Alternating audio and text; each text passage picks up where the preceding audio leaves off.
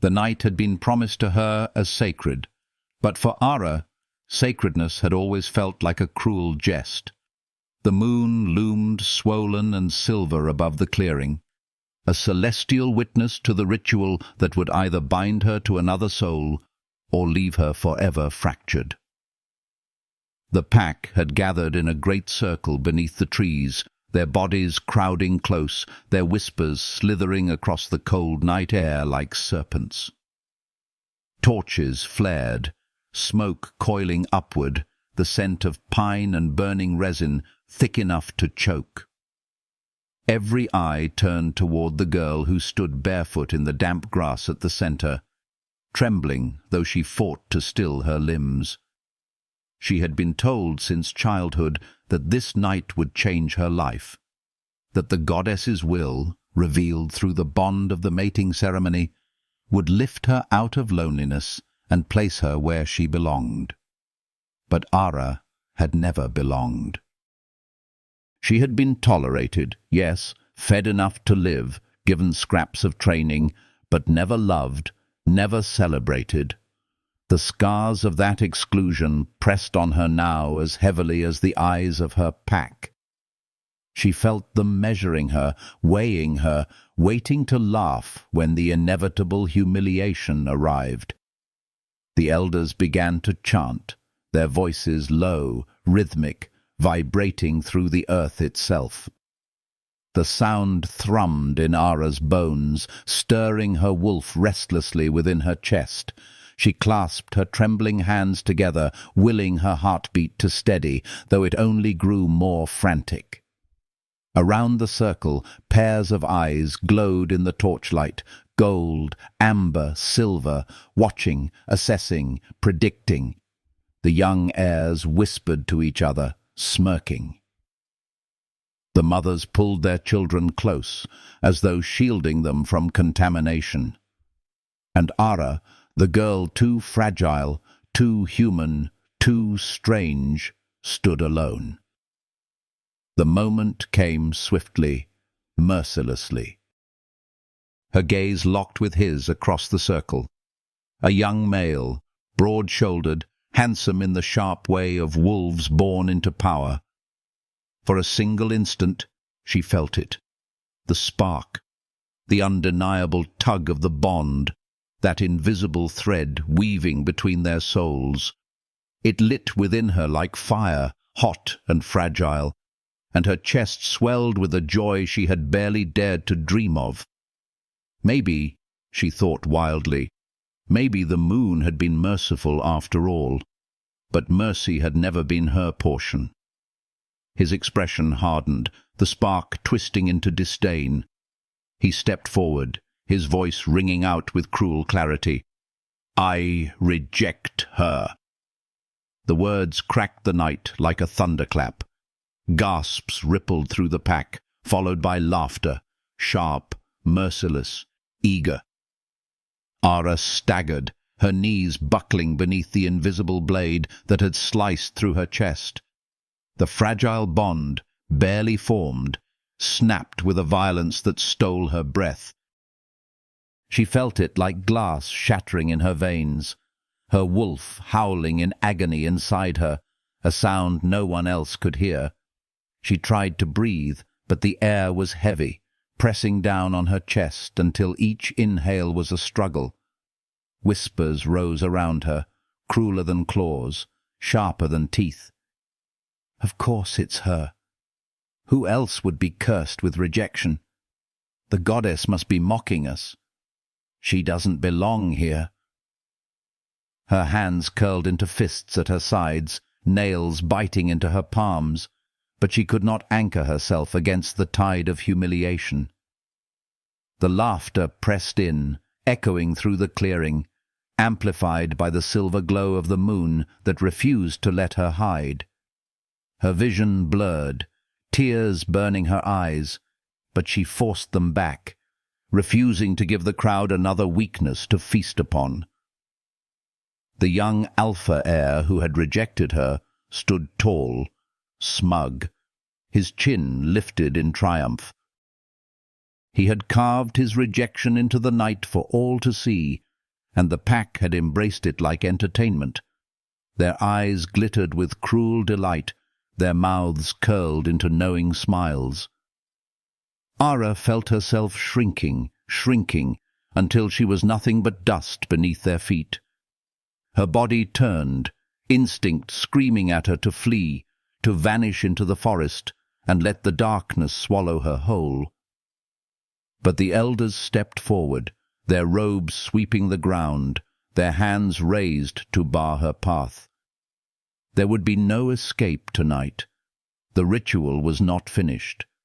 She would stand in her shame until the last word was spoken. Her wolf writhed inside her, not with strength, but with agony, thrashing against the bonds of her soul. The pain spread through her chest, burning, searing, leaving jagged shards where the bond had been torn away. She pressed a hand to her stomach, trying to hold herself together, but the ache only deepened. The crowd leaned closer, feeding on her humiliation, their hunger insatiable. Ara's mind tumbled backward to every moment of her childhood when she had been reminded of her unworthiness. Her father slain in a border clash before she could remember his face. Her mother gone under suspicious circumstances, whispers of betrayal clinging to her name like a curse. Raised as an orphan, tolerated out of duty, never embraced out of love. Cold winters with scraps of food. Training grounds where her small wolf form had been mocked and shoved aside. Nights she had cried silently, pressing her fist against her mouth to stifle the sound. And now it had all come to this. Her greatest fear, carved into the night, made flesh before every eye that had ever doubted her. She was unwanted, cursed, rejected. The truth of it pressed down like chains, suffocating. She swayed, her knees trembling, her breath ragged. The world tilted, torches blurring in her vision. For a moment she thought she might collapse. And perhaps that would be a mercy, to fall into darkness, to let oblivion spare her from the cruel spectacle. But even collapse seemed denied to her. The silence that followed the laughter was worse. It was the silence of judgment, of finality. Every gaze was a blade, and she stood in the center, bleeding invisibly. And then something shifted. A change in the air, so subtle at first she thought she imagined it. The wind carried a scent, powerful, commanding, ancient. The trees seemed to bow, shadows retreating as though driven back by a greater force. The pack's laughter faltered, then died, choked off mid-breath. Every head turned as a figure stepped into the circle. The Alpha King had arrived. His presence was thunder and silence all at once. His aura pressed down on the clearing, demanding submission, bending every wolf to his will without a word. Eyes dropped, spines bent, hearts raced in fear and awe.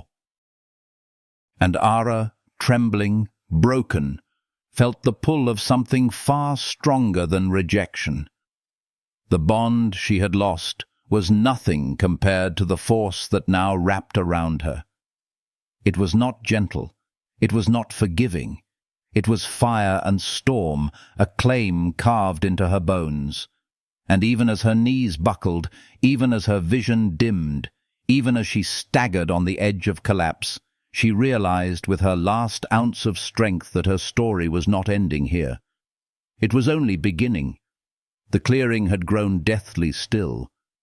Not the stillness of peace, but the taut silence that came before a storm. Wolves who moments ago laughed and mocked her, now stood frozen, their bodies bowed by instinct, their gazes cast down as a presence unlike any other stepped into their midst. He did not rush. He did not need to. Each stride was deliberate, measured, heavy with authority. The air itself seemed to bend around him, thickening with power, until every breath came shallow. The torches flickered uncertainly, as though their flames feared to shine too brightly in his presence. Shadows curled back from his figure, revealing him with merciless clarity. The Alpha King. Ara had heard the stories whispered in the dark corners of the pack house, stories that trembled on the edge of fear and reverence. He was the wolf who had broken armies, who had crushed rival alphas beneath his heel, who had painted battlefields red with blood until even the moon seemed to pale in comparison to his ruthlessness. To be noticed by him was to be marked, to stand in the path of fire and pray not to be consumed. And now his gaze, sharp, unyielding, was on her. Her lungs seized, her throat closing as though invisible hands had wrapped around it.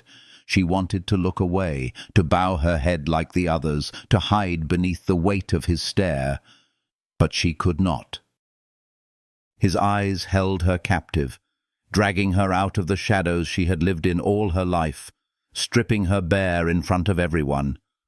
For the first time, she felt truly seen, not as the weak one, not as the cursed one, not as the orphan whose name was always spoken with disdain, seen as herself. And it terrified her more than the rejection ever had. Her body betrayed her, trembling, her heart pounding against her ribs so hard it hurt. She tried to step back, but her legs refused to obey. Heat spread across her skin, a wild, searing flush that burned away the cold shame still clinging to her. She pressed her hands against her sides, desperate to anchor herself, but the effort was useless. The Alpha King's presence pressed harder, heavier, until standing felt like carrying a mountain on her back. The wolves around her had fallen into submission. Heads bowed, spines bent, the circle once alive with laughter now lay smothered under his dominance. Even the young alpha heir who had rejected her had paled, his arrogance shriveling in the presence of the man who ruled them all. The boy's lips parted as though to speak, but no sound came. The king had not spared him a glance, yet already he seemed diminished, small, insignificant. And Ara, the girl who had been rejected, now stood as the singular focus of the king's relentless attention. He stepped closer. The sound of his boots scraping the earth was soft, yet it reverberated through the silence like a drumbeat. Another step, heavier, deliberate. The crowd stiffened, instinct thrumming through their veins, warning them not to move, not to breathe too loudly. Ara's chest constricted, her breath hitching as the space between them narrowed. His scent reached her then, curling into her lungs, cedar, smoke, iron, winter air. Sharp, layered, intoxicating. It clung to her senses, overwhelming, pulling her in, even as instinct screamed at her to flee.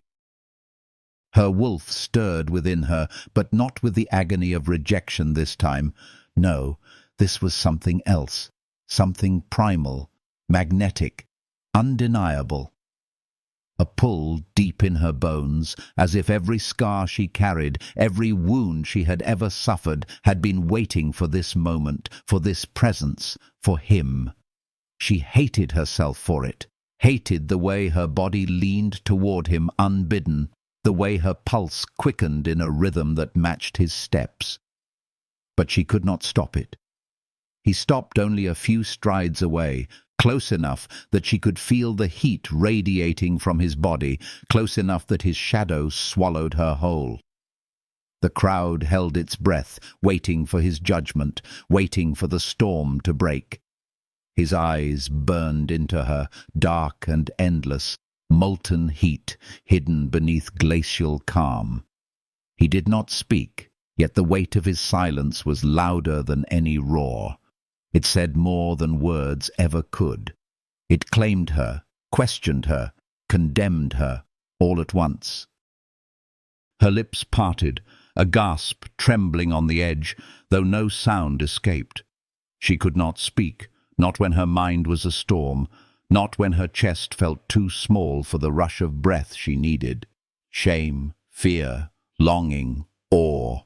They tangled inside her until she could not separate them. Every scar she had ever carried screamed under his gaze, yet beneath the pain, something else flickered. Hope. She crushed it down, terrified of its danger. Hope had always betrayed her before. Hope was the cruelest companion, whispering of love, of belonging, of mercy, only to abandon her when she reached for it. And yet, looking into his eyes, that fragile spark dared to rise again. The crowd began to murmur, confusion rippling like a current they could not control. Why her?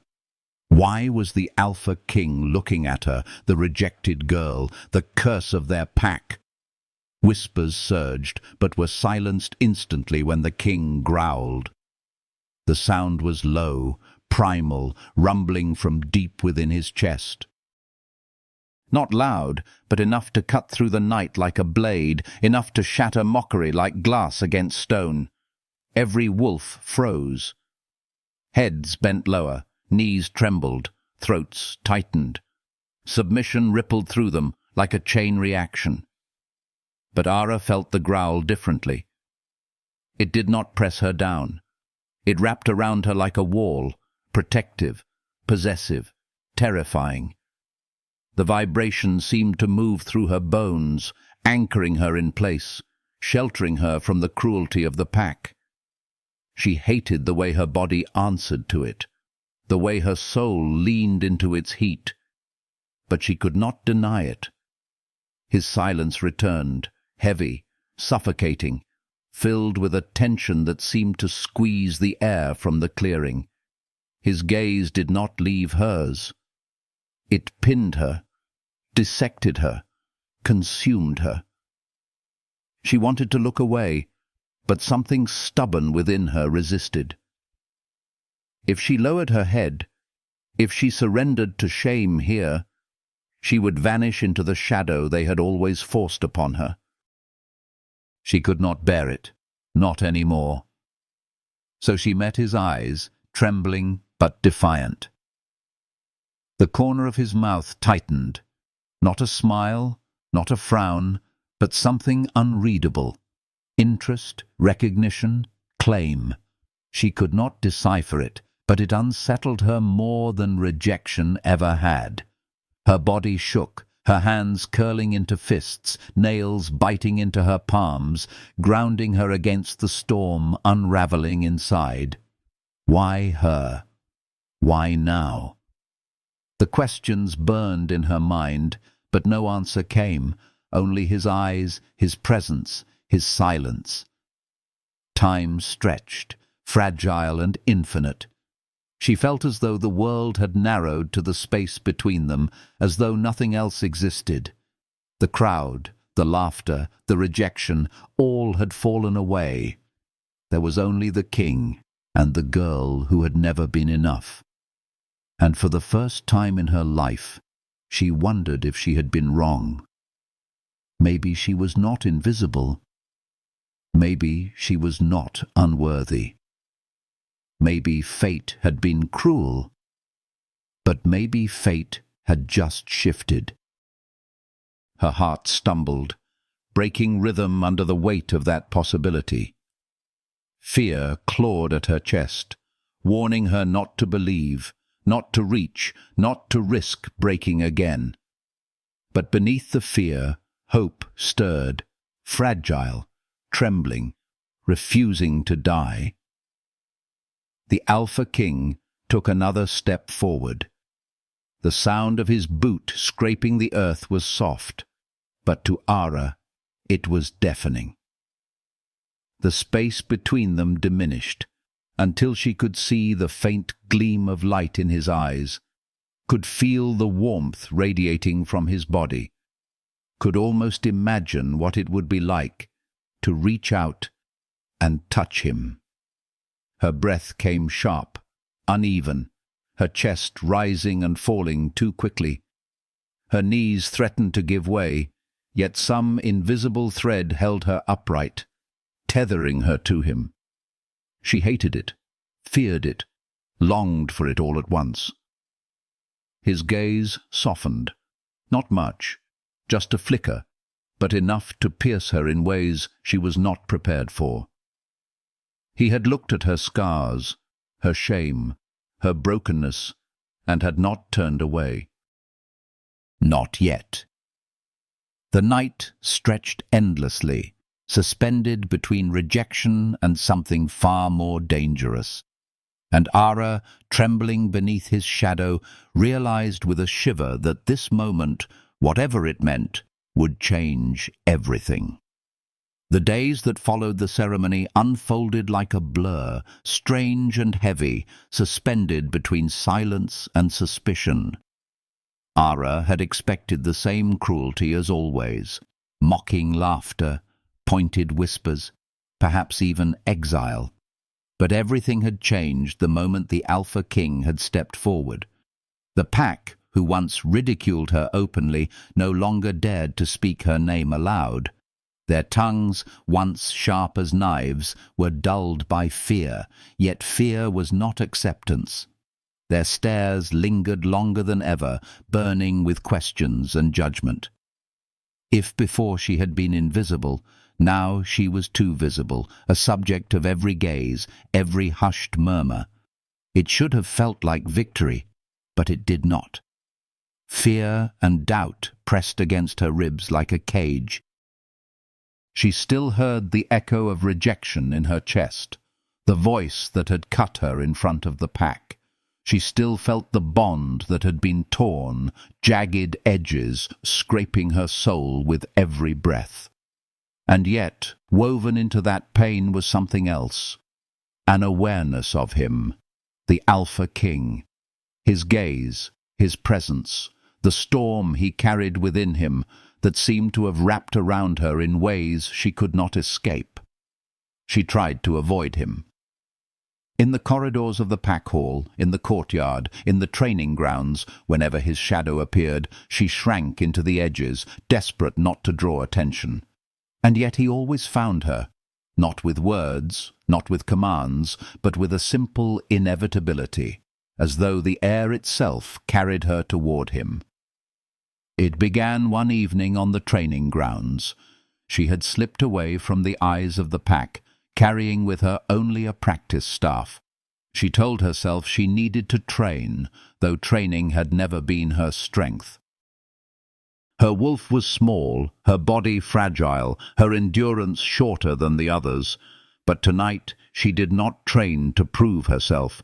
She trained to bleed out the restlessness clawing inside her chest, to silence the whispers of worthlessness that had returned with cruel persistence. She struck at the wooden dummy again and again. Each blow was too light, too uneven, her hands trembling around the staff.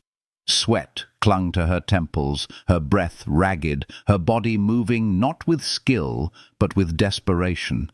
Every lash was not against the wood, but against the voices in her head, the mocking laughter of the pack, the cold words of rejection, the silence of her childhood nights when no one came to comfort her. And then she felt it, that shift in the air, the unmistakable weight of his presence. Her body froze mid-swing, the staff hovering uselessly in her hands. The Alpha King stood at the edge of the grounds, arms folded, watching. His eyes were unreadable, but their intensity pierced her with humiliating clarity. Shame burned hot in her chest. She hated that he saw her like this, sweat clinging to her, hair falling loose, her strikes clumsy and desperate. She hated more that a part of her cared what he thought. She lowered her gaze, her staff trembling, her lips pressed tightly together. "You fight like you're trying to tear yourself apart," his voice said at last. low and steady, carrying across the empty ground. It was not cruel. It was not mocking. It was truth, sharp but not cutting. Her throat tightened. She swallowed hard, forcing herself to speak, though her voice trembled. "Maybe I am." The words slipped out too softly. But he heard them. He always heard. He stepped closer, each stride radiating the kind of command that made the very earth seem to acknowledge him. Yet when he stopped before her, his eyes shifted.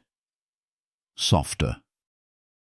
Not much, but enough that she felt the crack of something inside her chest. "You were never meant to destroy yourself," he said. "You were meant to survive them." Her hands tightened on the staff, her heart pounding too fast. No one had ever spoken to her like that, not as a burden, not as a mistake, not as someone cursed, but as someone who endured. The weight of his words pierced deeper than she expected, and for one terrifying moment she wanted to believe him. And then, before she could retreat, before she could hide behind her shame, he picked up a staff of his own. Ara's breath caught as he moved with the fluidity of someone who had trained for decades, each motion precise, measured, yet restrained. He never unleashed the full force she knew he carried. Instead, he matched her pace, slowed himself to her rhythm. When she stumbled, he gave her space to recover without humiliation. When her grip faltered, he corrected her with a light brush of his hand against her wrist, subtle, grounding. She hated how her skin burned where he touched her, hated the way her breath faltered under his steady gaze. But more than hatred, she felt something far more dangerous: warmth. Training became a rhythm, a strange duet between them. His strikes met hers, not crushing but guiding. His corrections were quiet, his presence an anchor, and slowly, against her will, she found balance. Her body, which had always felt too fragile, began to move with steadier grace. Each moment carved away at the armor she had built, revealing something she had long buried: hope. Hope was dangerous.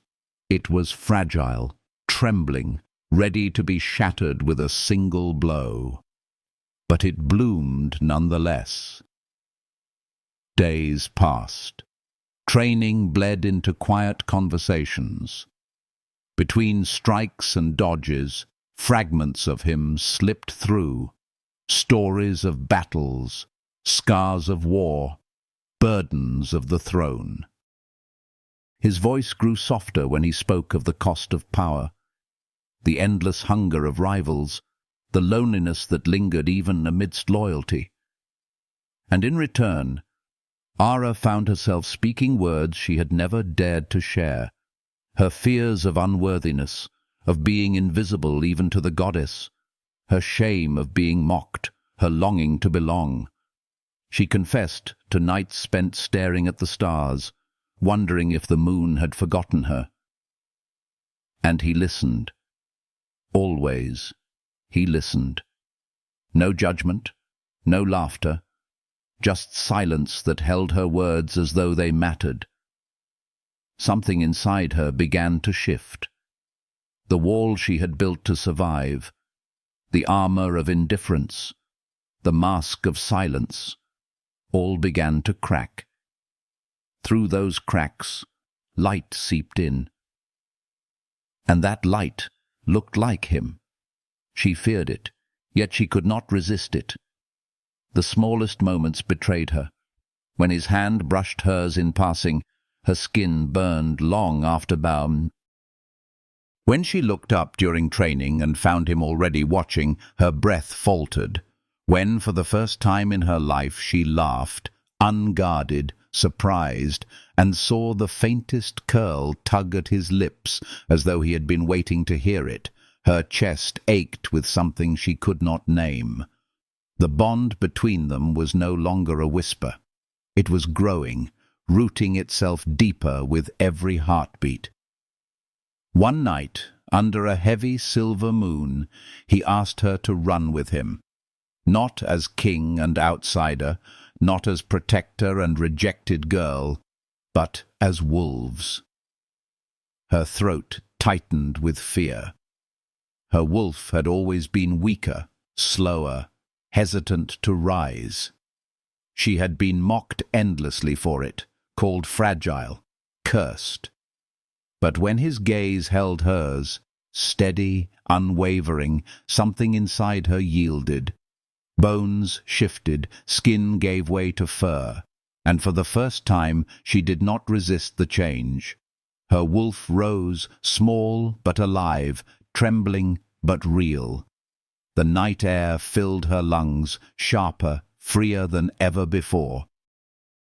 And together they ran.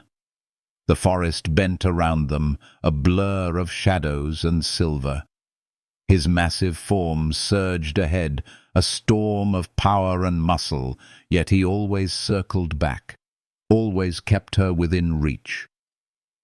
Her paws struck the earth like thunder, her breath mingling with his, her heart matching his rhythm. For the first time, she did not feel weak. She did not feel less. She felt alive, and the bond pulsed stronger, undeniable beneath the moonlight. She almost believed she had been given a second chance. Almost. But shadows stirred even in the sweetness of those nights. The pack's unease grew sharper, their whispers turning to venom. Wolves who once mocked her now stared with envy and hatred. A girl once rejected was now at the king's side, an insult they could not bear. And worse still, ghosts from her past began to rise. The one who had rejected her at the ceremony returned, his pride wounded, his dominance threatened. His words slithered like poison through the pack, sowing doubt, twisting loyalty, feeding envy. Ara felt the shift in the air before the betrayal revealed itself. The bond was strengthening, but so too was the hatred it stirred. Her heart wavered between two truths. Hope bloomed in the warmth of his gentleness, but dread whispered that every fragile thread she clung to could snap in an instant. Love was growing, yes, but so was danger. And somewhere deep inside, she knew, the higher she climbed into this fragile light, the harder the fall would be. The first signs of betrayal did not come as sudden thunder, but as whispers in the dark, curling through the corridors of the stronghold, like smoke seeping under doors. Ara felt them before she heard them, sensed them in the way eyes lingered too long, in the hush that fell when she entered a room, in the shifting of loyalty she could not quite name. For a brief time, she had allowed herself to believe she had found sanctuary, that in Kalin's presence she could draw breath without shame, that in his steadiness she could finally belong. But peace was fragile, and in packs, envy never slept.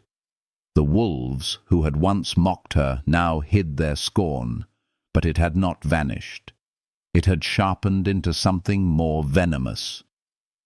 They bowed their heads when Kalin was near, but behind his back their eyes were filled with fire. To them, Ara's very existence at his side was a threat, proof that the goddess's will might choose someone weaker, someone unworthy, someone not them. And in that wound, envy festered. The voice that stirred it louder belonged to the one who had rejected her. The young alpha heir, stripped of his triumph when the king's gaze fell on her, returned with a vengeance, born not of love, but of pride. His whispers spread like a disease, that she had ensnared the king with trickery, that her bond was cursed, that her presence was the beginning of their downfall. He spoke of tradition, of purity, of strength, turning every insecurity of the pack into a weapon against her. Ara felt the shift before the knife was placed at her throat. Carlin grew more watchful, though he never spoke of it. She saw it in the set of his jaw, the way his gaze swept the hall before he entered, the low growl in his chest when others stared too long. But he did not reveal what weighed on him, and she, afraid to burden him further, did not ask. Their bond grew in stolen moments, training, quiet laughter, the brush of hands when no one else could see. But beneath that fragile sweetness lay a tension that neither could banish. It broke one night in the great hall. The pack had gathered, banners swaying overhead, the torches casting gold across stone. Ara stood at Carlin's side, her heart thudding, aware of every eye fixed on her. The accusations came suddenly, shouted by voices that had waited until the crowd was thick enough to turn. "She is not one of us," the words rang. "She conspires with outsiders. She seeks to weaken the throne." The silence that followed was not disbelief. It was readiness, hungry for blood. Ara's breath caught in her throat. Her pulse hammered as eyes turned sharp, filled with suspicion. She searched for Kalin, her anchor, her mate, the one who had promised that nothing could sever what fate had woven. But his gaze was cold. Her world splintered as surely as it had the night of her first rejection. His eyes no longer held the storm of protection she had grown to trust. They were distant, carved from stone, impenetrable. He did not deny the claim. He did not defend her. The silence was the betrayal. Ara's lips trembled, but no sound escaped.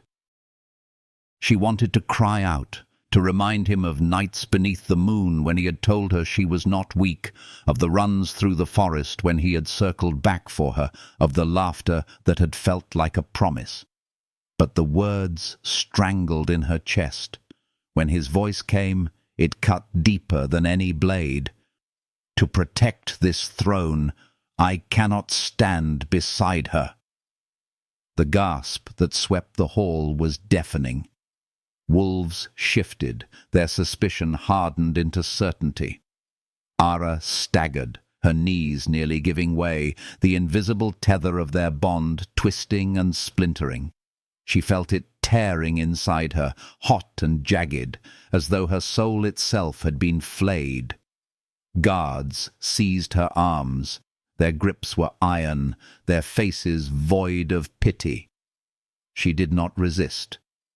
The fight bled out of her in that instant, replaced by disbelief so sharp it hollowed her out. She had survived rejection once, had endured ridicule, had borne the weight of scorn. But this was worse.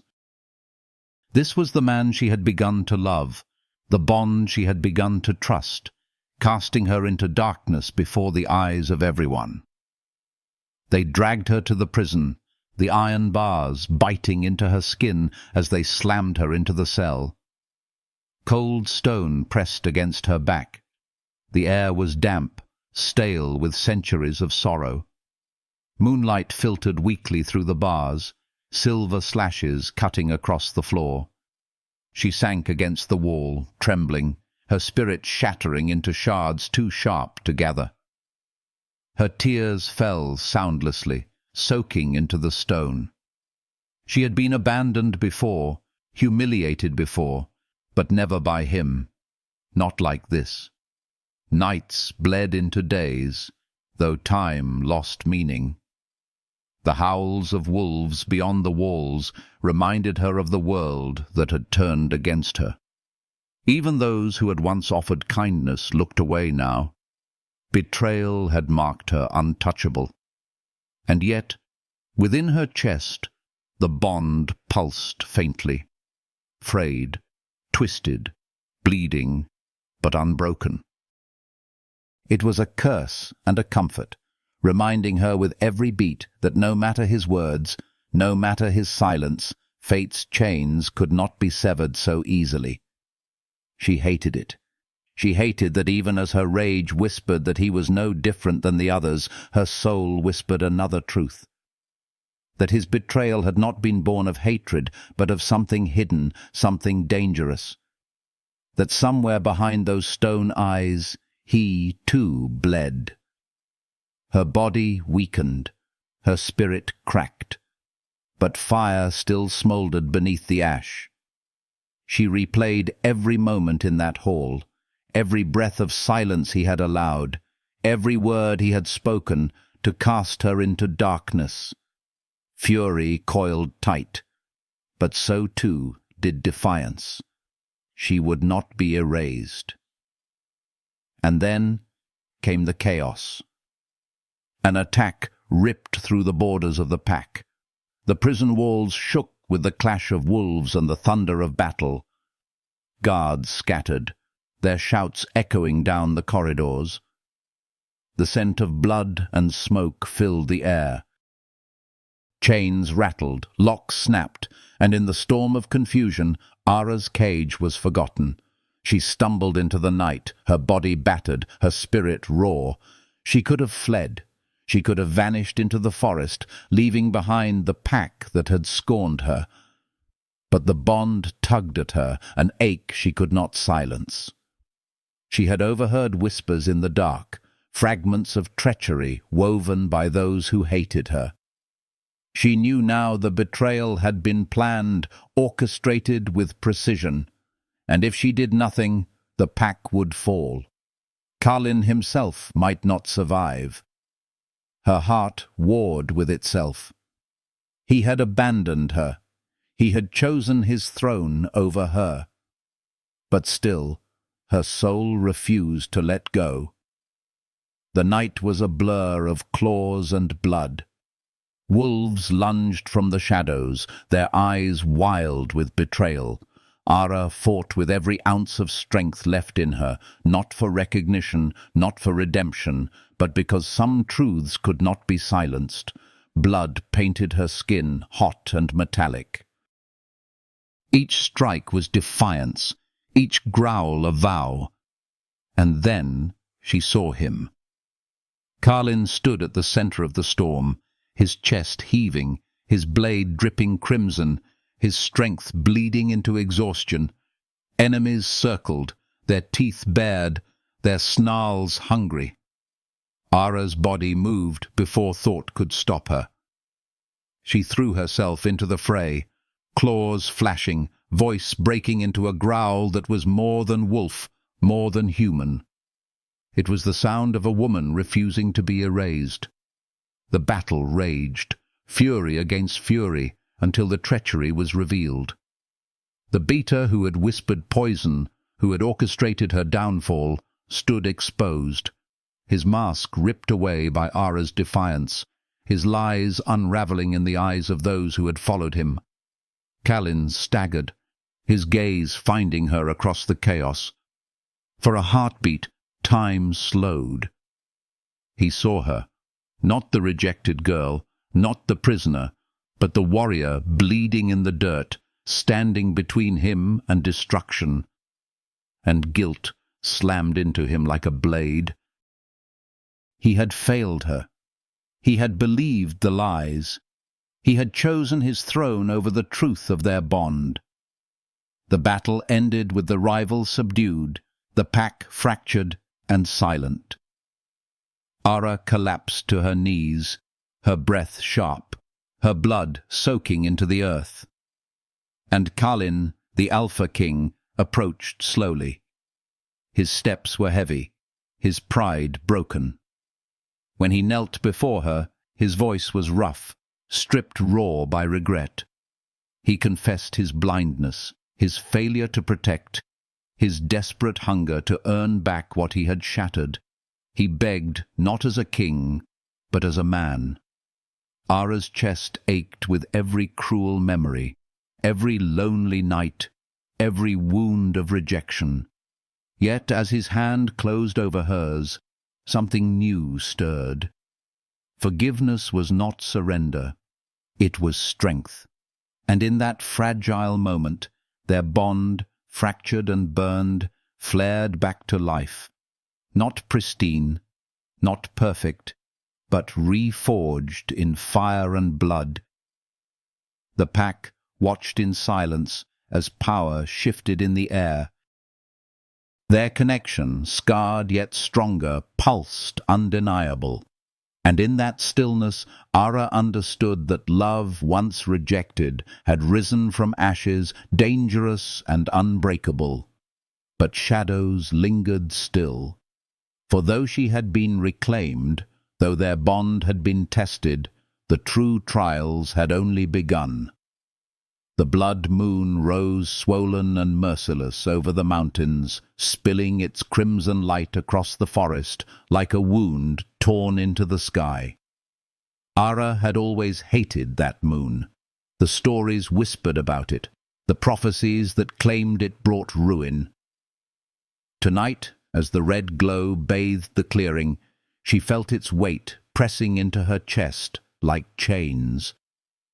Around her, the pack gathered, their breaths sharp with dread, their eyes darting between her and the man who stood at her side. Kalin, the Alpha King. The bond between them still trembled from betrayal and reconciliation, raw and tender, scarred yet alive. But now it would be tested in fire. Whispers raced through the wolves, tangled with fear and prophecy.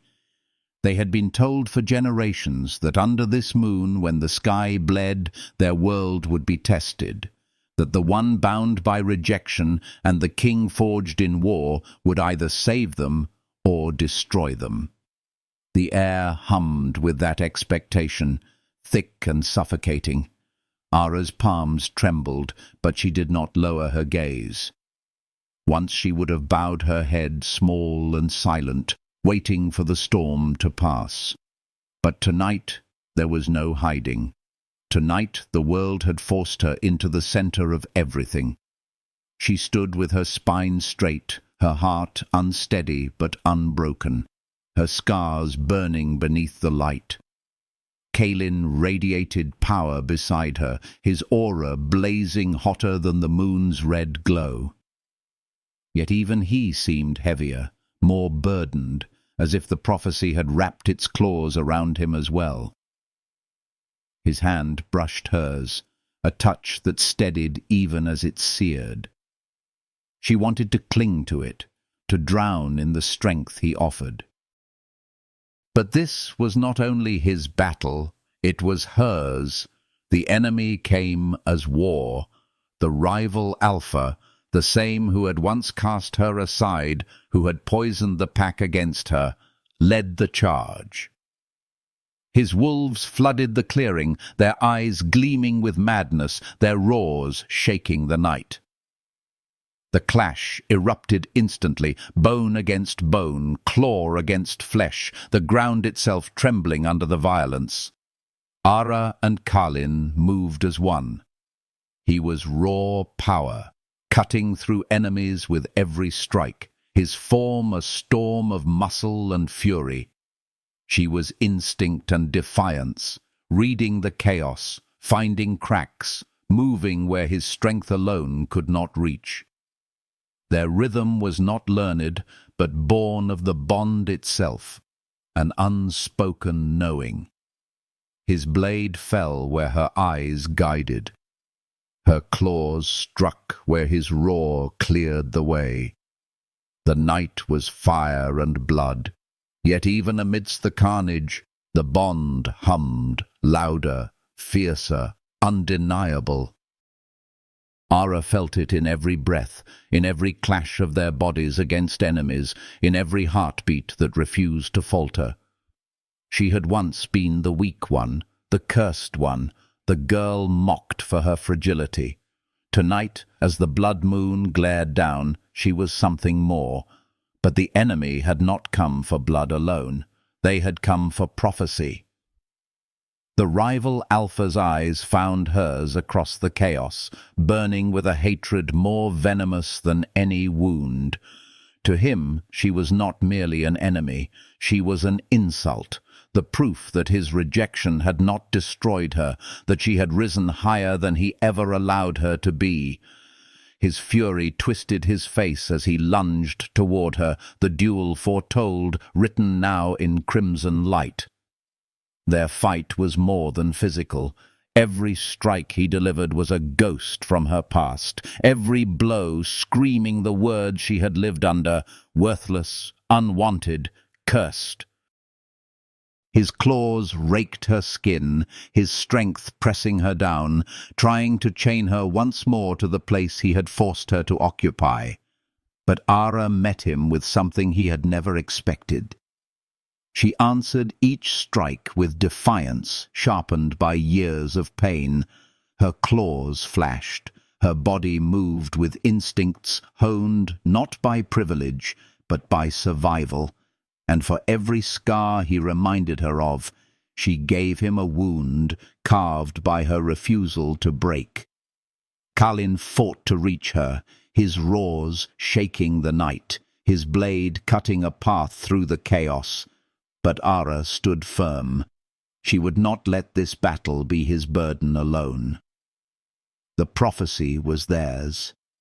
The trial was theirs. And so too would be the victory. Pain seared her flesh, blood mingling with sweat, yet she refused to fall. She fought not for glory, not for revenge, but because she finally understood. Her life had meaning beyond wounds and rejection. It had meaning because she had chosen it, chosen him, chosen the pack that had once scorned her. The rival Alpha faltered as her strength bore down, disbelief clouding his fury. He had known her as fragile, as weak, as the girl who had begged for acceptance. He could not comprehend the woman who stood before him now, scarred but unyielding, bleeding but alive. Kalin reached her side at last, his strength colliding with hers. Together they moved, storm and fire, predator and defiance, their bond blazing brighter than the blood moon itself. The pack watched, awestruck, as their king and the girl, once rejected, fought not as separate souls, but as one. Every strike was shared, every step was mirrored. They were not just surviving, they were rewriting fate. At last, Kalin cornered the rival Alpha, but it was Ara who delivered the final blow. Her hand, steady and sure, struck with the force of every wound she had survived, every voice that had told her she was nothing.